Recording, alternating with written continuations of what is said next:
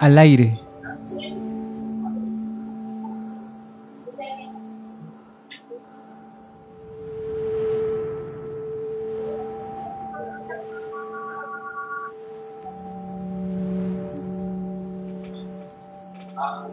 Muy buenas tardes a toda la audiencia del Oriente.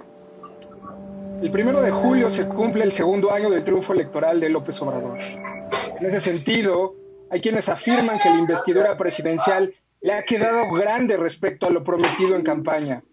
También hay quienes opinan lo contrario y afirman que no se debe manchar la investidura presidencial con discursos de odio. ¿Hasta dónde se puede criticar al presidente? ¿El presidente puede incitar los discursos de odio? ¿Cuál es el balance del gobierno morenista a 2 años del triunfo electoral?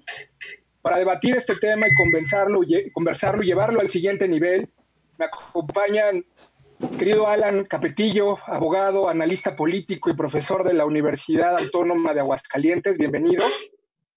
Y Guillermo Espinosa, periodista con estudios de comunicación, ciencia política e historia en la UNAM, ha escrito reportajes y crónicas en torno a 15 países y una docena de estados de la República. Cubrió la guerra civil en El Salvador, ha escrito sobre política, economía y cultura de los Estados Unidos. Cuando fue corresponsal del Excelsior, me consta que es un área que domina bastante bien. La política exterior de México y las relaciones internacionales son los temas de su especialidad. Reside actualmente en Uruguay. Bienvenidos a ambos, es un gusto tenerlos aquí en este programa. Pues vamos a entrar de lleno. Quisiera como plantear una cuestión. En 2006 Obrador se proclamó presidente legítimo cuando perdió la elección. Incluso 2 meses después, el presidente Calderón le envió una carta al Frente Amplio Progresista, que era la coalición con la cual llegó López Obrador. Y aunque en realidad el mensaje no era para Obrador, no era para el Frente, sino para el propio tabasqueño, señalando 12 puntos de coincidencia que aseguró que tenía la agenda legislativa del PAN con la coalición de Obrador. La respuesta de Obrador fue: no voy a responder a ese pelele. Luego, en 2012, volvió a perder y no reconoció el resultado. Al contrario, pidió invalidar la elección presidencial diciendo que hubo fraude, que se trataba de una imposición y de una elección no democrática, a pesar de que Peña Nieto le llevaba 6 puntos porcentuales. Le ganó por 6 puntos porcentuales, de hecho. Como Calderón a Pelele, a Peña le dijo títere de Salinas, títere de la mafia del poder. Ese es el presidente que pide que no ninguneen la investidura presidencial, el presidente que se burla de una investidura presidencial colocándose otra que dice que es legítima. ¿Qué piensan de este asunto? Alan, adelante.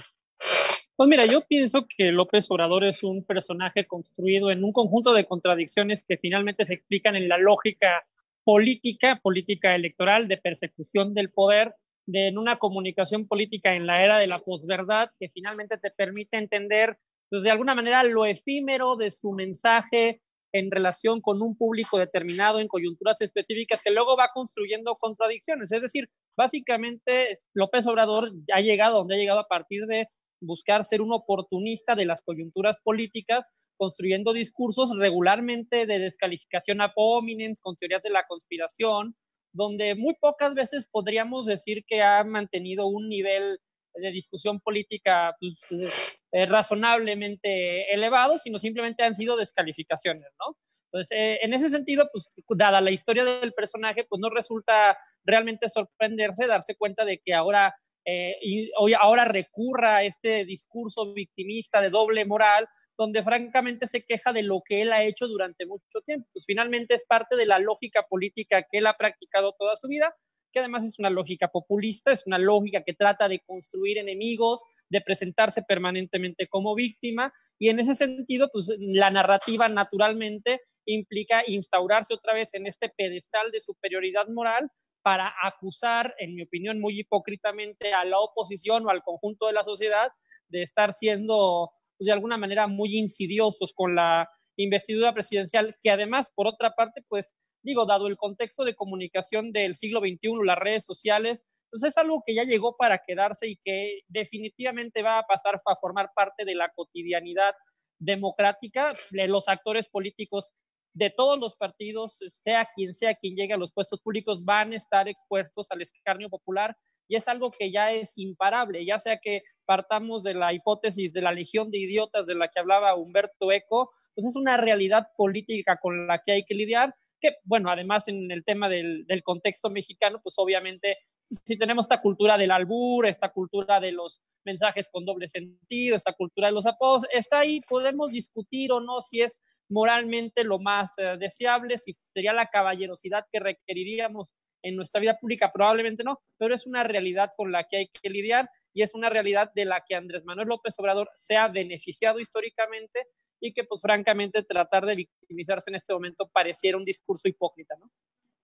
Claro. Memo, no sé qué piensas de eso. Sí, bueno, pues mira, yo veo que hay que partir del análisis, de un análisis que haga una diferencia entre los asuntos del Estado y los asuntos del sistema político. Porque en ese ámbito es en que se mueve la política en general, pero es evidente que López Obrador, o a mí me parece evidente, que López Obrador tiene un discurso para el sistema político y, por otra parte, tiene una visión del hombre del Estado. Entonces, cuando se trata del sistema político, creo que él ha definitivamente traspasado toda barrera en su manera de recurrir a la palabra como elemento o como arma de la política. Ha sido muy, muy dañino, al grado que yo pienso que parte del desprestigio del Estado mexicano en la comunidad internacional está claramente relacionado con las denuncias de fraude nunca probadas legalmente por López Obrador, y las afirmaciones que muchas veces hizo López Obrador en torno a precisamente a la autoridad y la investidura del presidente de la República. Entonces, ahí yo creo que digamos, trabajó él en el ámbito del sistema político, pero se fue demasiado lejos. Y ahora está justamente bebiendo un poco de su propio chocolate. Entonces, como decían a los niños cuando nosotros éramos jóvenes, o yo, pues ahora que se aguante, ¿no? Entonces, pero sí creo que digamos, para cerrar mi comentario, que es muy importante que en México aprendamos a distinguir entre los asuntos que competen al Estado mexicano y que no son de relevancia a todos, y los asuntos que tienen que ver con el sistema político, en donde la gente, como ya lo demostró López Obrador, los políticos que aspiran al poder pueden utilizar el lenguaje como un arma de la política y ser todo lo letales que puedan en términos de lenguaje, ¿verdad? Pero tienen que ser cuidadosos de la figura presidencial, de su autoridad, de que representa a todos los mexicanos, y que finalmente fue el presidente en turno, haya sido Calderón, Fox, Peña Nieto o el mismo López Obrador, representan a México por un periodo que está constitucionalmente establecido. Y eso es algo que pienso yo que debemos aprender a manejar como sociedad. La distinción, insisto, entre los asuntos del Estado, lo que verdaderamente compete a la totalidad de la nación y sus entidades institucionales, y dos, el sistema político como un medio de acceso al poder. Así es, pero me parece que de pronto el presidente confunde estas dos distinciones que tú mencionas, porque siendo él jefe del Ejecutivo, siendo él una parte importantísima de estas instituciones del Estado, el 10 de junio el presidente señaló en una entrevista que es de muy mal gusto culpar al Ejecutivo Federal de problemas que ocurren en el ámbito local y que no permitirá que lo hagan, que eso es partidista, politiquería, y no permitirá que ningunee la investidura presidencial. Me sorprendió mucho esta declaración, pues él fue uno de los principales incitadores de culpar a los presidentes anteriores, y de pronto pareciera que claudica frente a la responsabilidad que le compete, por ejemplo, en materia de seguridad. No sé cómo lo ves tú, Alan. Pues mira, yo lo que percibo en López Obrador es un personaje que sistemáticamente elude sus responsabilidades y que parte de esa estrategia política de victimización permanente que ahora ha llevado a la presidencia de la República es estar buscando responsables alternativos de hechos políticos que quizás ahí hay una dualidad, porque ciertamente hay problemas que no estrictamente competen al Ejecutivo Federal. No todo es problema de la presidencia de la República y es un problema de nuestra cultura política que hemos centralizado demasiadas expectativas en la presidencia de la República, que por lo demás es una cultura que el propio López Obrador ayudó a construir. Él estuvo construyendo durante muchos años esta idea de que si un hombre bueno llegaba a la presidencia de la República, en automático iba a haber una serie de transformaciones, se iba a acabar la corrupción, iba a haber crecimiento económico, iba a reducirse la inseguridad. Entonces, la construcción de estas expectativas crea un ambiente cultural que, independientemente de las reglas de competencias, facultades que verdaderamente legalmente le corresponde a cada esfera de gobierno, pues sí han creado una presión social, una presión política que naturalmente se focaliza en el presidente por las expectativas que se han creado en torno a esa figura. Yo personalmente soy muy crítico de la figura presidencial, creo que es una cultura institucional y política que le ha hecho mucho daño a este país, que ponemos demasiada centralidad en un solo individuo, pero pues es parte histórica, antropológica, viene desde la Tlatoani azteca en la cultura mexicana, y pues inevitablemente él tiene que lidiar con esa dualidad de las expectativas que creó en contra de la realidad institucional, de cuáles son sus facultades, sus competencias, y cuáles son las buenas y las malas decisiones que toma, porque también es cierto que esta complejidad no puede ser para él una excusa para también eludir las responsabilidades sobre los temas que sí son temas que él tiene que atender y que resolver. Es un esquema amplio de discusiones que difícilmente se puede simplificar, pero obviamente en la lógica política López Obrador es un animal político como pocos en la historia de este país, pues él trata básicamente de capitalizar socialmente esta imagen que él construye, ya sea como víctima o como tlatoani o como dictador de la moral social y política de este país, y en ese juego él se va moviendo en atención a lo que él percibe que es su interés político. No, me parece que es un juego complicado que tiene muchos niveles y varias bandas, pero me parece que es eso, es básicamente un juego entre perspectivas, instituciones y esta mítica respecto a la figura presidencial, ¿no? Memo, no sé si quieras agregar algo.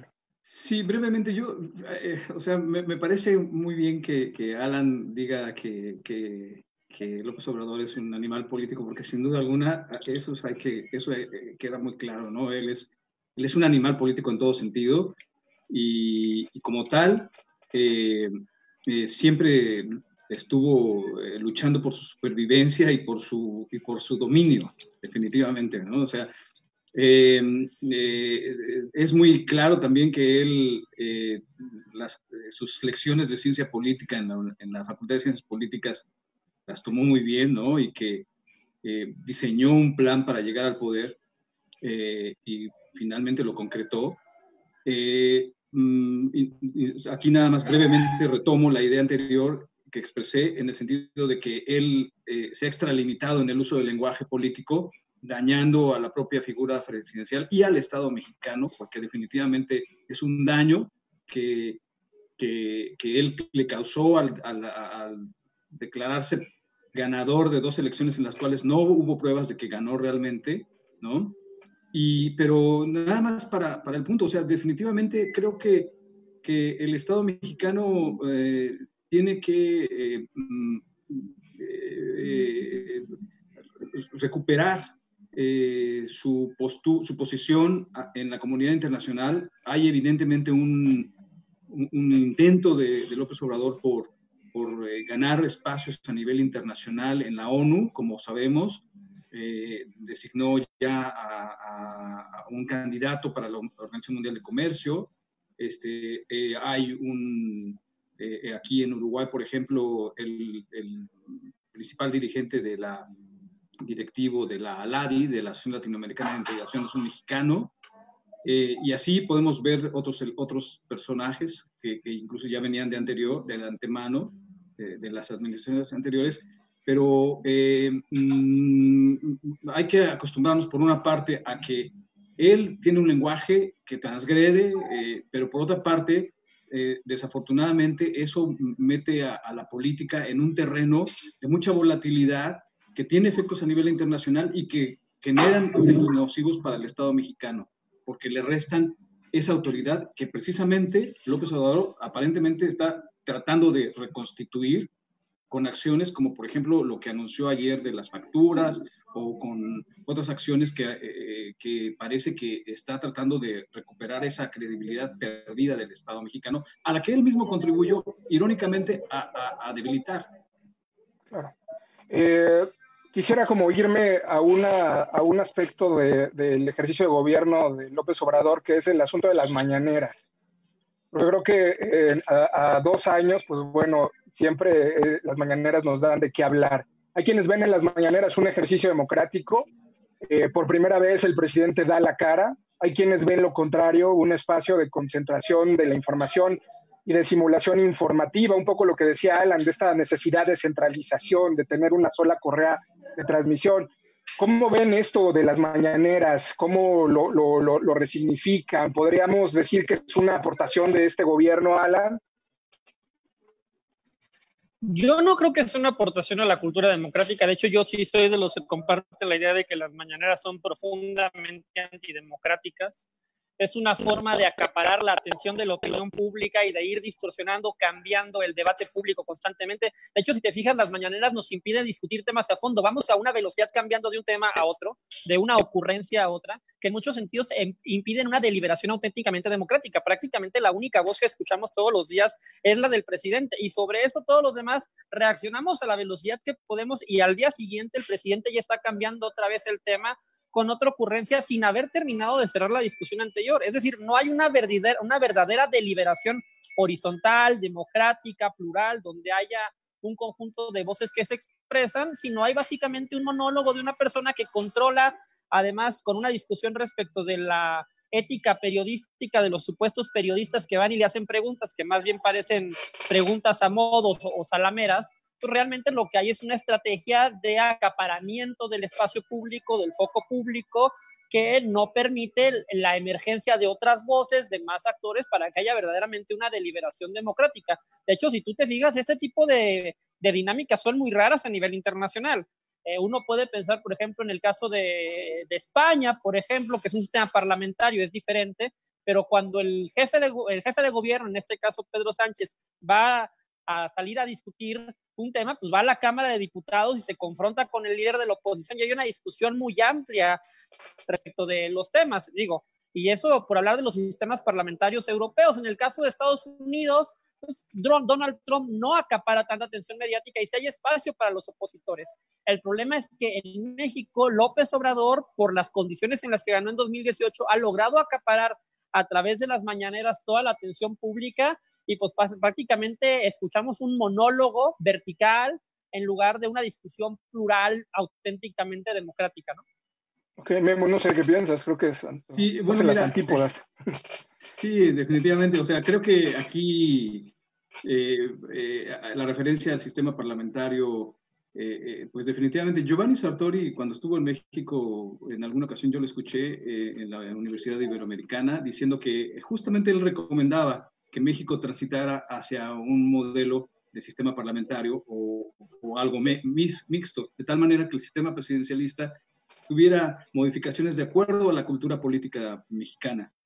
Y sí, o sea, en México hay un intenso debate político desde hace años, incluso antes de la alternancia. De hecho, la alternancia se da precisamente por el debate político intenso que hubo a lo largo de 2-3 décadas, desde los 70, y a mí no me parece nada menor que todo eso que se discutió finalmente nos llevó primero a la transición a Fox y segundo al cambio con un representante de lo que podríamos llamar la izquierda mexicana, ¿no? Pero ese es otro tema.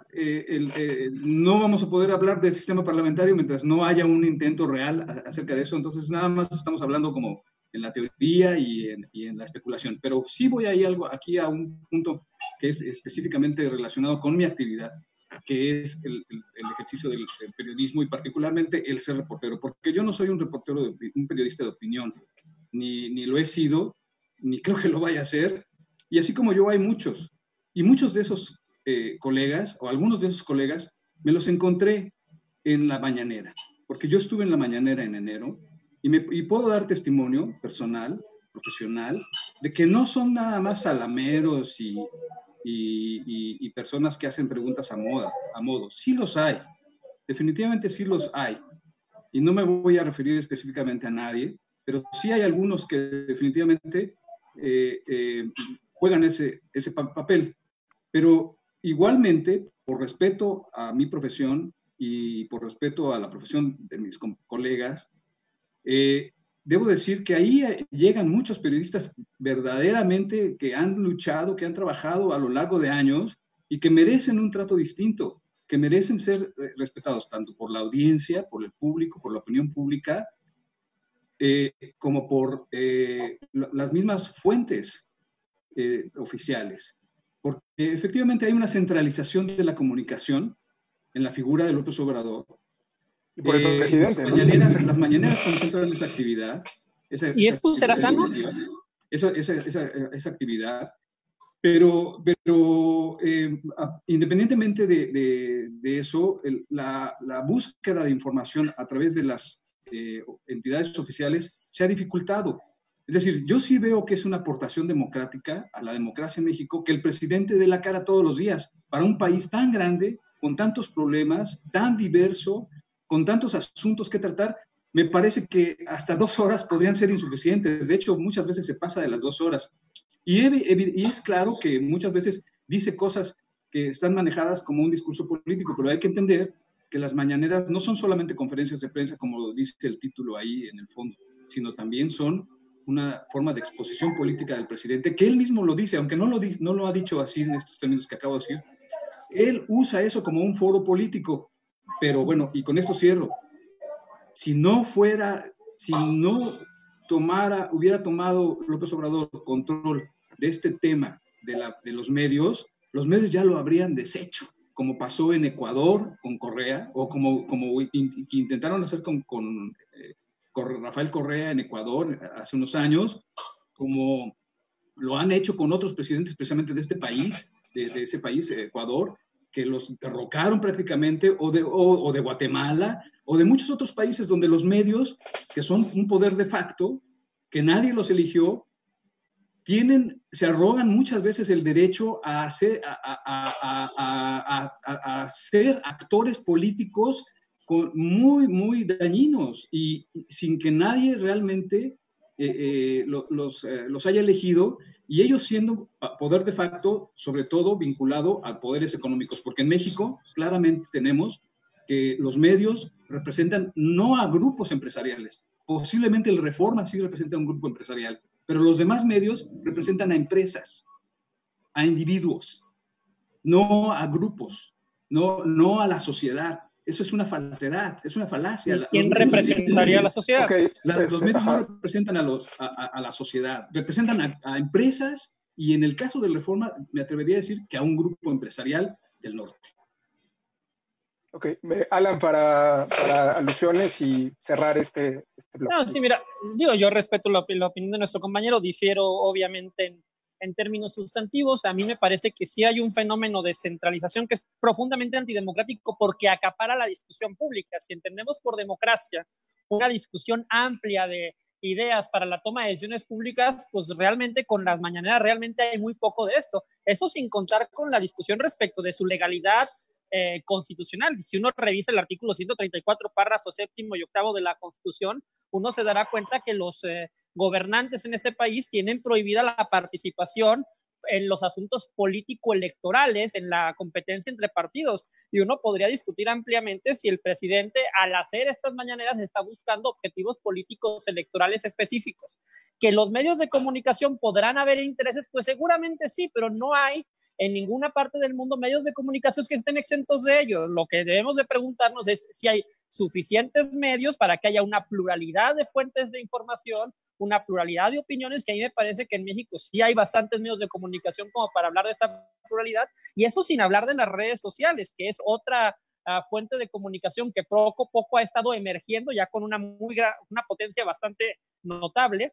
y en ese sentido diluyendo el poder antaño mítico que llegaron a tener espacios como los de Televisa, por ejemplo, ¿no? Me parece que ya no vivimos en esa realidad política, que estamos viviendo una realidad política diferente, mediáticamente mucho más plural, pero el problema es que los temas sustantivos de discusión no se discuten con amplitud y pluralidad por muchas voces, porque tenemos a una sola persona que acapara todo el micrófono público y que sigue fungiendo en esta figura mítica del Tlatoani, como si México no tuviera 120 millones de voces que pudieran ser escuchadas en los diferentes temas, o si no tuviéramos legisladores, diputados, senadores, representantes populares que puedan discutir estos temas. Este tema de que tenemos que vivir todos los días alrededor de la opinión de un solo hombre, digo, francamente no se me ocurre nada más antidemocrático. Yo creo que el presidente abusa, eso sin contar también la discusión respecto de, pues obviamente, si estás 3 horas al día, todos los días, en una conferencia de prensa, evidentemente tarde o temprano vas a decir tonterías.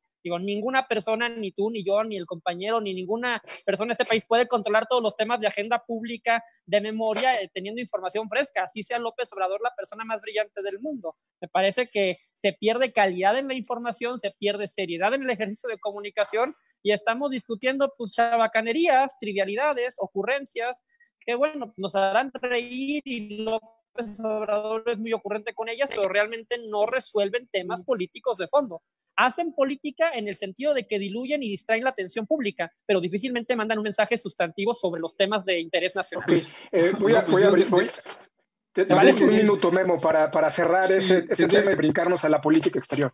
De acuerdo, tendría que decir brevemente que no acapara, porque si hacemos un análisis de contenido de los medios, vas a ver que la mayor parte de los tiempos y de los espacios en medios no son acaparados por el presidente. Eso puntualmente al tema. Y segundo, que constitucionalmente está este artículo, el 134, pero ¿sabes una cosa? El artículo 6 constitucional también le da esa atribución al presidente, y otro elemento, que la ley electoral establece tiempos. Y mientras no sea un tiempo electoral, yo creo que es válido que el presidente haga política en favor de su propio gobierno, porque de otra manera sería destrozado, y eso sí sería muy grave no solamente para el presidente, sino para el país, porque genera inestabilidad. Ya lo vimos en otros países, insisto, en el caso de Ecuador, 2 presidentes cayeron por la manipulación de encuestas diciendo que eran impopulares, y claro, tampoco los presidentes de esos países eran muy brillantes, ¿verdad? Pero no era la forma de hacerlo. Ok, para cambiar tangencialmente, porque el tiempo nos come y son muchos los temas, quisiera irme a la parte de la política exterior de México, el espacio del lugar que tienen el Consejo Nacional de Seguridad. Hay logros en esa materia. Memo, quisiera empezar contigo. ¿Tú cómo la ves? Pues a mí me parece que como dije desde el principio, la imagen de México estaba muy deteriorada. El Estado mexicano había perdido mucho de su respetabilidad en el exterior por las situaciones internas que pasaban. No, los teóricos de la política exterior dicen justamente que la política interior está siempre relacionada con la exterior. Y esto que dice López Obrador de que la mejor política exterior es la política interior, no es invención de él, lo dicen los teóricos de la política internacional y de la política exterior, Borja, del CIDE, entre ellos, por ejemplo. ¿A qué quiero llegar? A que hay un claro esfuerzo. Bueno, primero, antes de decir esto, el Estado mexicano tiene una continuidad. El Estado mexicano surge de la Revolución Mexicana y al mismo tiempo es consecuencia de lo que venía en el siglo XIX con la Constitución del 24, la del 57, etc. La continuidad posrevolucionaria se da. Y esa transformación que hemos vivido en los últimos 30 años es producto de una reforma de Estado que parte de las reformas económicas y de las reformas políticas, de la apertura económica y de la reforma política que generó instituciones como el INE y etcétera. Entonces, yo sí veo una continuidad. Me parece que es importante entender al Estado mexicano de esa manera. Y creo que lo que está haciendo actualmente el gobierno de López Obrador es importante para el prestigio de México, porque es el prestigio de todos los mexicanos. Porque no es nada agradable que llegues tú a un país y que te digan, oye, y los narcos en México controlan hasta el presidente y Peña Nieto es un imbécil y cosas así. No es nada agradable. y no es bueno para nosotros. Y hay que enfrentarlo, pero hay que enfrentarlo desde la base, es decir, desde el interior. Y entonces, esta acción que está haciendo el presidente de moverse, no lo veo como una idea de él, sino más bien lo veo como una continuidad que viene de décadas recuperando el prestigio de la política exterior mexicana, que incluso en el periodo de Fox, que fue tan criticado, tuvo muy buenos aciertos y colocó a México en muy buenas posiciones. Lo que vino a destrozar esto fue el tema de la lucha contra el narcotráfico, la guerra contra las drogas, etcétera, y eso fue lo que nos cambió. Ahora, nada más para cerrar. Yo pienso que López Obrador, con el triunfo electoral que tuvo, logró una fortaleza política, un reconocimiento que a nivel internacional que está aprovechando y que hace bien en aprovecharlo para bien de México. Ojalá que sea así. Ok. Alan, adelante. Bueno, yo voy a seguir permitiéndome diferir, digo, con el respeto obviamente al compañero, pero yo sí creo que la diferencia entre política interior y política exterior debe remarcarse y que son dos cosas que van separadas, que deben de analizarse en separado. Y yo sí veo a un presidente de la República muy centrado hacia México, muy internalizado en la política nacional y muy ausente de la política internacional. Digo, francamente, México básicamente ha recuperado esta vieja tradición priista de los principios estos de no intervención y de solución pacífica de los conflictos que tienen una filosofía detrás, pero que realmente lo que hacen es retraer a México del concierto de las naciones y no permitirle a México participar en temas globales. El propio López Obrador no ha salido prácticamente, y es el jefe del Estado mexicano, no ha salido a representar al país prácticamente a ninguna gira en lo que lleva de todo su sexenio. Él tiene la filosofía de que eso no es necesario, de que para eso habrá otros funcionarios, que el canciller puede hacerlo, pero pues quieras que no, el jefe de Estado de cualquier país regularmente tiene el papel de la representación del país en los foros nacionales, en las cumbres internacionales, en la lógica de llevar la representación y la fuerza del Estado mexicano que muchas veces un funcionario de segundo nivel no puede llevar. Y esto aplica tanto a los foros económicos como a los foros donde se discuten temas globales de seguridad o temas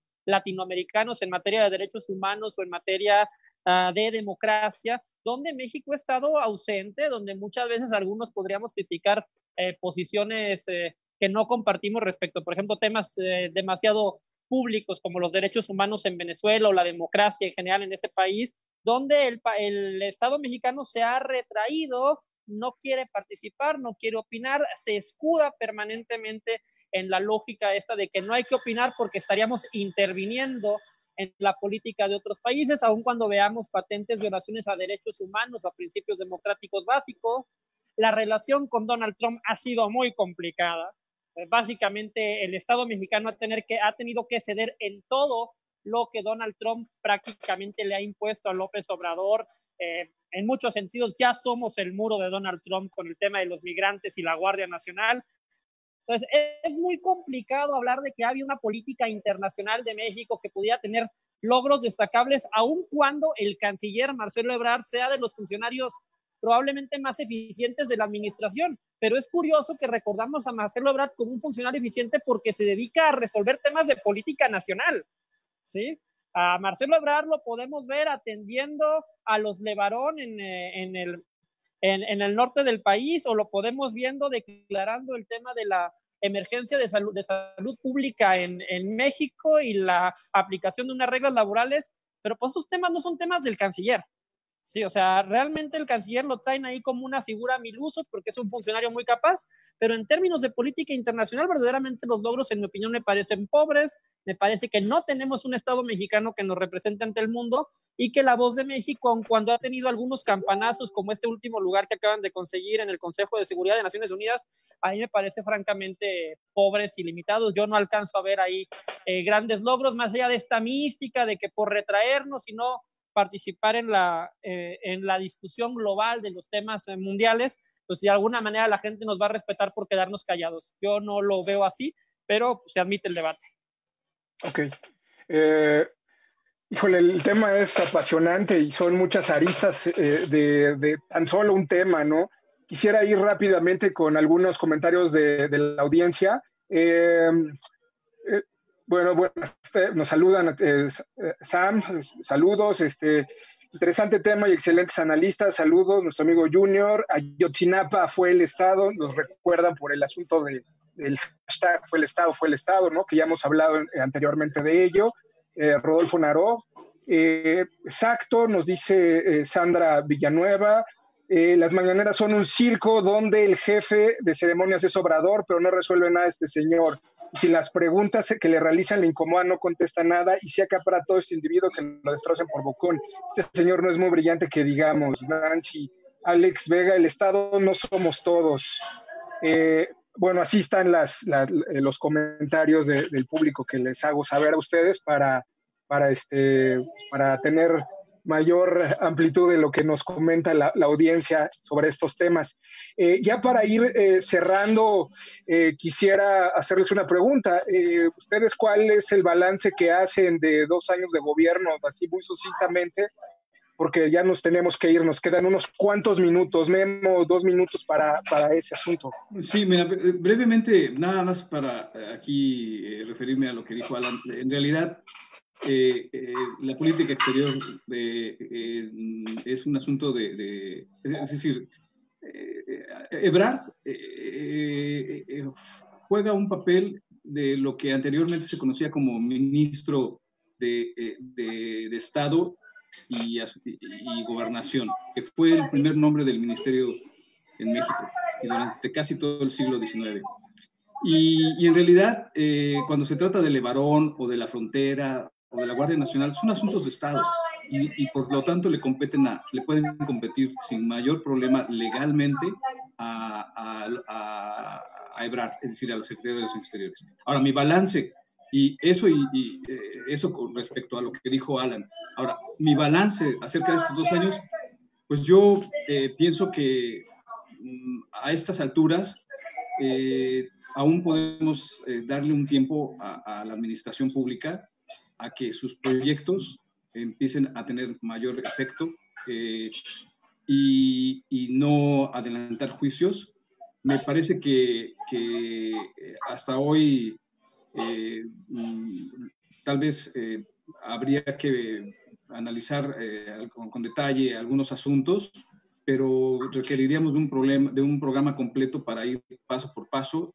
Claro. Yo, con respecto al tema de política internacional y al tema de política de comunicación, creo que lo que he dicho es lo que creo y me parece que sugiero yo que la gente lo interprete de esa manera y que abandone aquellas visiones maniqueas de que o es bueno o es malo, que es un payaso que se para a hablar en las conferencias de prensa y eso no ayuda a nadie, no le va a servir a nadie para hacer un análisis real.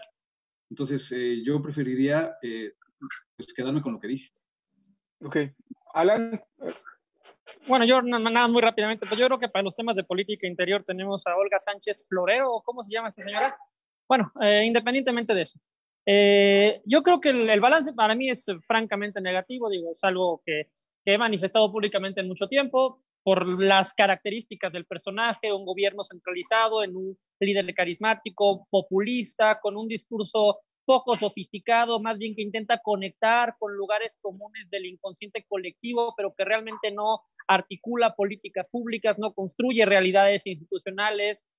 Todo se resume a un discurso construido con palabras que intentan de alguna manera construir una historia de buenos y malos, pero que realmente no está solucionando problemas de fondo, en mi opinión, no está articulando políticas públicas ni reformas institucionales y que todo está centralizado en un solo individuo. Y me parece que un Estado, un país, no puede fincar toda su vida pública en la existencia, la voz, la narrativa, el discurso de una sola persona, sino que tenemos que hablar de discusiones de instituciones, de leyes, de aparatos organizacionales donde se articule toda la vida pública y que el Estado mexicano no puede ser la voz de un solo hombre y que esta política que hemos estado viendo de acaparamiento de todo el Estado en la figura de López Obrador eventualmente va a traer consecuencias nefastas para México, pero bueno, ese es mi análisis.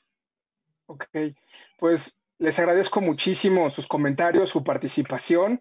En verdad, pues estos temas nos dan para discutirlos ampliamente y el tiempo es muy limitado, pues así es esto de la sana distancia, las redes sociales y el espacio público. Alan, te saludo, me despido. Muchas gracias por la invitación. Memo, muchísimas gracias por tu aportación y por tus comentarios, y ojalá podamos volvernos a encontrar en otro momento, porque bueno, vaya que vamos a tener tema para rato. Bueno, cuando gustes, y ahí saludo a Aguascalientes, que es un lindo estado. Los esperamos en la feria. Muchísimas gracias, Alan. Saludos a Aguascalientes. Saludos a todos. Y saludos a Uruguay también. Hasta Nos Uruguay. vemos. Un abrazo. Gracias a la audiencia del Oriente. Bye, bye. Hasta luego.